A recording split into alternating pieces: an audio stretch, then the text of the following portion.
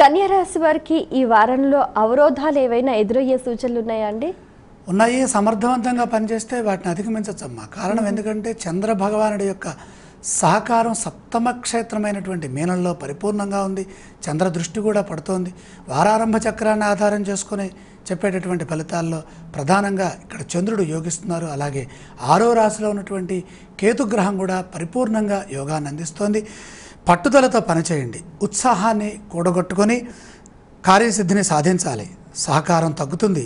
ఈ సహకారాన్ని పెంచే ప్రయత్నం చేయాలి. శత్రువుల పీడ కూడా పెరిగే అవకాశం ఉంది. అడుగడుగునా ఆటంకాలు ఉన్నాయి. ఆశయ సాధనలో మిత్రుల సహకారం సలహాలు అవసరం. ఉద్యోగ అంశాల్లో పురోగతి ఉన్నది. పదవీ యోగం చక్కగా ఉన్నది. శుభవార్త ఇంటిల్లపాదిని ఆనందాన్ని కలిగించే విధంగా ఉన్నది. రక్త సంబంధాలు పెరుగుతాయి. సంబంధ బాంధవ్యాలతో అన్యోన్యత అనురాగాలు ఏర్పడతాయి. బంధుప్రీతి కలదు. సాహసోపేత నిర్ణయాలు లాభాన్ని ఇస్తాయి. కలహాలకి అవకాశం ఉన్నది. కలహాలకి కాలు దూవకుండా చిరునవ్వు శాంతము ఈ రెండు ప్రదర్శించండి. కన్యా రాశి వారు పఠించవలసిన స్తోత్రాలు ఏవండి? శాంత నిలయాయ నమః.